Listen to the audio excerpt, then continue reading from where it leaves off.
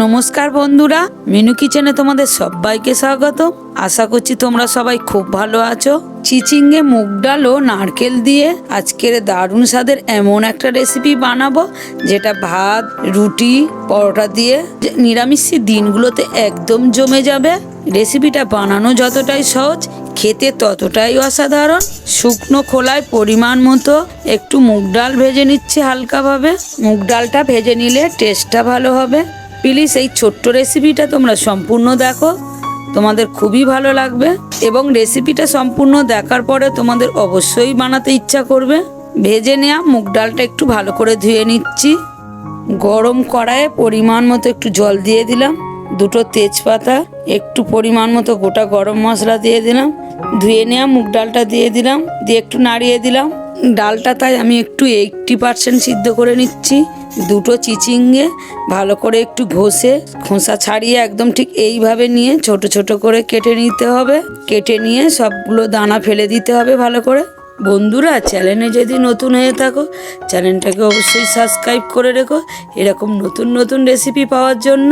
ঠিক এই রকমভাবে দানাগুলো ফেলে দিয়ে এই রকম ছোট ছোট করে কেটে নিতে হবে। তোমরা চাইলে একটু অন্যরকমও কাটতে পারো, কিন্তু ছোট ছোট করে কাটলে এতে সিদ্ধটাও তাড়াতাড়ি হয়ে যাবে এবং টেস্টটা পারফেক্ট হবে। ডালটা দেখতেই পাচ্ছ প্রায় 80% সিদ্ধ হয়ে গেছে। একটু নাড়িয়ে দিয়ে কেটে রাখা চিচিঙ্গেগুলো দিয়ে দিলাম। একটু নাড়িয়ে দিয়ে পরিমাণ মতো একটু নুন দিয়ে দিলাম। এই রেসিপিটা বাড়ির ছোট থেকে বড় সবারই খুব ভালো লাগবে। কিছুক্ষণের জন্য একটু কুক করতে দিয়ে দিলাম, গ্যাসটাকে লো ফ্লেমে রেখে। এর আগে আমি হিং ফোড়নের ডাল খুব সহজভাবে দেখিয়েছি। তোমরা যদি ওই রেসিপিটা না দেখে থাকো অবশ্যই এই রেসিপিটা শেষে দেখো, নিচে লিঙ্ক দেওয়া রয়েছে। আশা করছি নিরামিষের দিনগুলোতে ওই রেসিপিটা তোমাদের খুবই ভালো লাগবে। চিচিঙ্গাটা কিছুক্ষণ পরে অনেকটাই সিদ্ধ হয়ে গেছে। ফোড়নের জন্য নামিয়ে রেখে দিলাম। গরম কড়াইয়ে পরিমাণ মতো একটু ঘি দিয়ে দিলাম, একটা শুকনো লঙ্কা ছিঁড়ে দিয়ে পরিমাণ মতো একটু গোটা জিরে দিয়ে দিলাম। অবশ্যই এই সময় গ্যাসটাকে লো ফ্লেমে রাখতে হবে। একটু গোটা জিরে, পরিমাণ মতো একটু হিং দিয়ে দিলাম, একটু নাড়িয়ে দিচ্ছি। অল্প একটু হলুদ গুঁড়ো দিয়ে দিলাম, দিয়ে একটু নাড়িয়ে দিচ্ছি। পরিমাণ মতো একটু আদা বাটা দিয়ে একসাথে করে একটু ভালো করে নাড়িয়ে নিচ্ছি। সিদ্ধ করে রাখা চিচিঙ্গে ও ডালটা একসাথে করে দিয়ে দিলাম, দিয়ে একটু ভালো করে মিশিয়ে নিচ্ছি। এই রেসিপিটা তোমরা কে কোথা থেকে দেখছো অবশ্যই আমাকে কমেন্টে জানাবে।